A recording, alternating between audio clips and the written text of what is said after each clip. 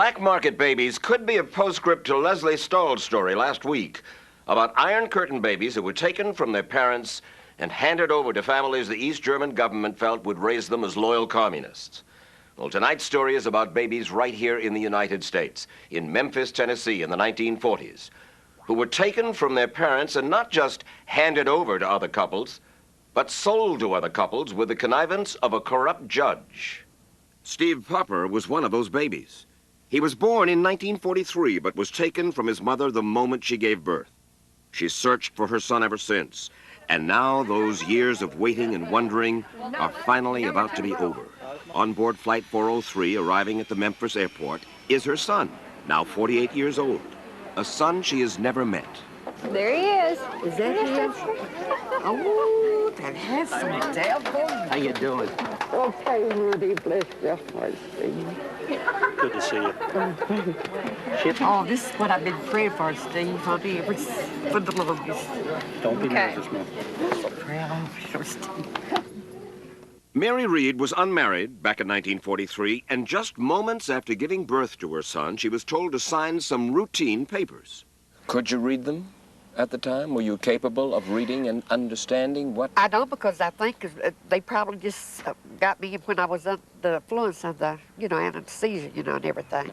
She was groggy, but she signed, just like a woman named Georgia Tan told her to. Tan was well known as the director of the Tennessee Children's Home Society, and she promised she'd look after the baby until Mary was out of the hospital. But that is not what happened. You went to the Tennessee Children's Home Society to try to get the baby I back? sure did, They wouldn't give me no kind of information or records, nothing. What, they just turned you away? They sure did, It was only then that Mary learned those routine papers were actually adoption papers. She had been duped into giving up her son. And even though she went to court to try to get him back, it was no use. Years later, when a lawyer named Robert Taylor was appointed to investigate, he discovered Georgia Tan had forced a lot of young mothers to sign papers when they were too sedated to know what they were signing. That's absolutely true. And I've had the mothers tell me that. Now, they would come, and if they were unsedated and tried to hold on to the babies after the baby was born, then Georgia Tan would step in and say, well, you don't want your people in your hometown to know about this, do you? But Tan would never tell those mothers what she planned to do with their babies. The parents thought they were going to be held in safekeeping, and before they could do anything, the babies had been sold and sent to New York or California. And that is just what happened to Mary Reed's son. Less than a week old, he was sold to a family in New Jersey. They named him Steve Popper. He grew up knowing he was adopted from the Tennessee Children's Home Society, but never knowing the truth about how he was taken from his birth mother. He says he always believed he had been unwanted, abandoned. I never had any desire to find my birth mother, birth father, because of the fact that I felt if they put me up for adoption, they didn't want me, so why should I want to find them? But then this past summer, he read a magazine article about the scandal, and he investigated. And he discovered that his mother never meant to give him up, that she had fought to get him back. It was like a bombshell, but here I was condemning this woman for giving me up all these years and never wanting to find her, and when in fact it was just the opposite. I was taken from her, and she was trying to get me back. She did want me.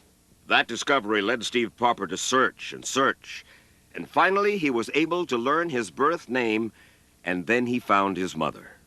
I got her on the phone. She said, "Oh, honey, I've been waiting for this day all my life. Ever since you were born, I've been waiting for this day." And he said, Mom said, when I get a chance, says I'm going to get down there and, see you the first chance I get. Oh, I never tell you, I was just crying and shaking all over. It was so excited. At a house decorated with yellow ribbons, Steve Popper was welcomed home. He and his family exchanged photo albums and began to catch up on those lost years. And now there is another photo in the album. Thank you. Thank you. For one family, a happy ending and a new beginning. But what about all the other families torn apart by Georgia Tan? For during the 1940s, Tan took hundreds, maybe thousands of babies from their birth mothers, mostly women who were poor or uneducated and so couldn't fight back. And then she would place the babies with childless couples who would pay up to thousands of dollars. Tan told those parents the money was just to cover expenses. But in truth, Most of the money went into Georgia Tan's pocket. Tan printed slick brochures to advertise the children. At holiday time, she'd plant newspaper stories offering Christmas babies available for adoption. She shipped babies from coast to coast on late-night flights and then would distribute the babies to waiting parents in the lobby of a hotel like the Biltmore in Los Angeles. She provided children to Hollywood celebrities like June Allison, and Joan Crawford got her twin girls from Tan, too. Tan's baby business grew, and she needed more and more children. And so she turned to her good friend, a juvenile court judge named Camille Kelly, who was well connected in Memphis city government.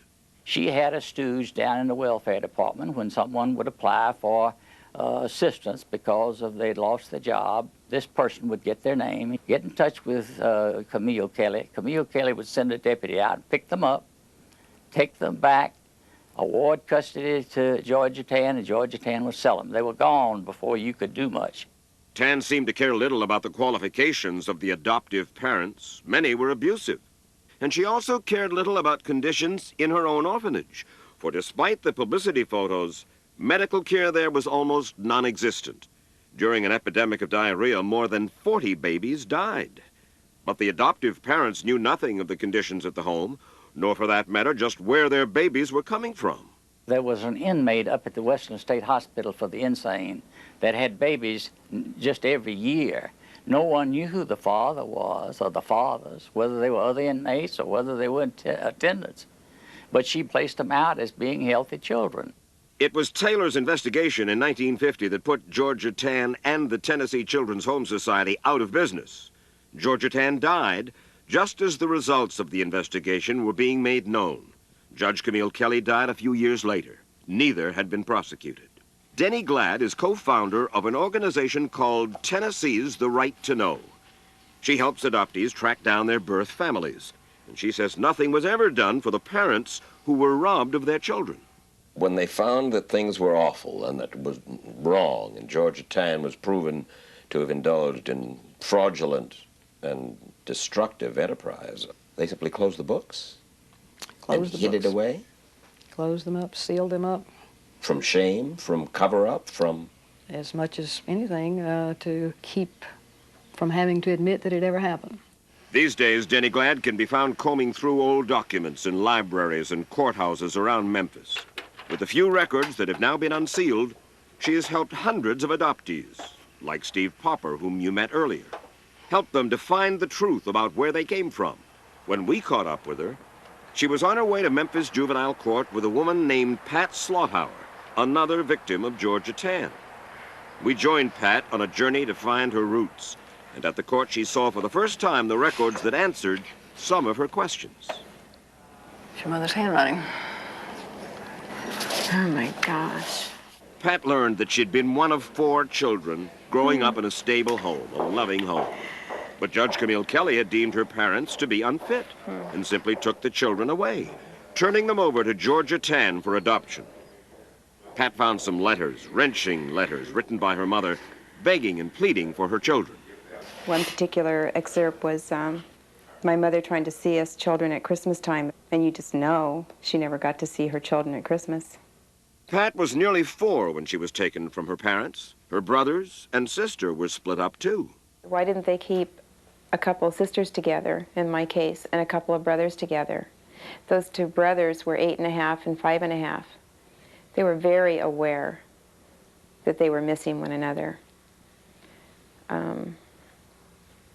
Yeah, why did they so recklessly divvy our lives out? To those questions, the dusty files contain no clue. If Georgia Tan were sitting here opposite you, what would you want to ask her? The one thing that keeps running through my mind is, how could you have done that? A woman aware of the sufferings of these people, how could you have done what you did? And the same to Judge Camille Kelly? Same, Judge Camille Kelly.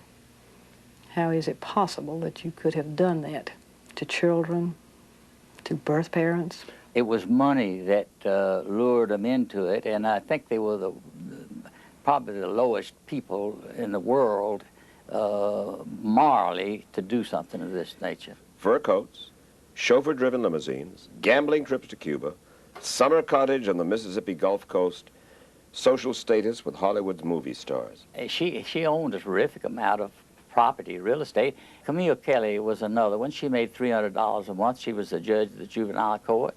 Yes. Made $300 a month, new Cadillac every year, a chauffeur, a housemaid, a cook.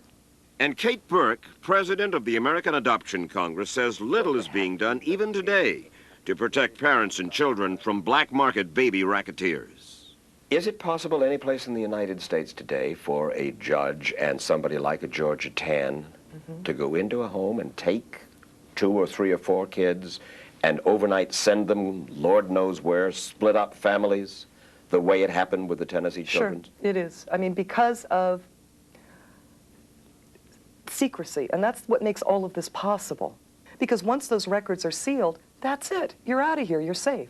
So there can be a latter-day Georgia Tann. Probably is. Probably is.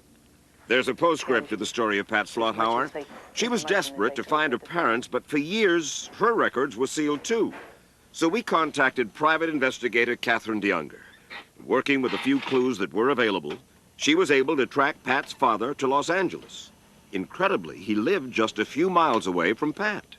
I was told by someone who was friendly with him in California in those later years that he had come out there to find his children. And that's what he did. He looked and looked for all the years that he was there. And here was one of his children just living within the same Los Angeles area. But that discovery came too late. Pat's father and mother had died. But she was able to find an older cousin who knew her parents well. He remembered Pat, too. And on a farm in Louisiana, she met W.J. Smith and his wife, Nettie May, for the first time. Tell me about my mom. Was she pretty? She was pretty. Yes, sir. She was pretty. She was a beautiful woman. And your daddy, he wasn't no bad-looking gentleman. And they loved you a lot. Pat has been reunited with a brother and her sister. And finding W.J. and his family has helped, too. But nothing can compensate her for the fact that she never had a chance to show her mother and dad what kind of person she grew up to be. It was really important to me to let our parents know that I turned out okay. Because I felt like as much as I've hurt,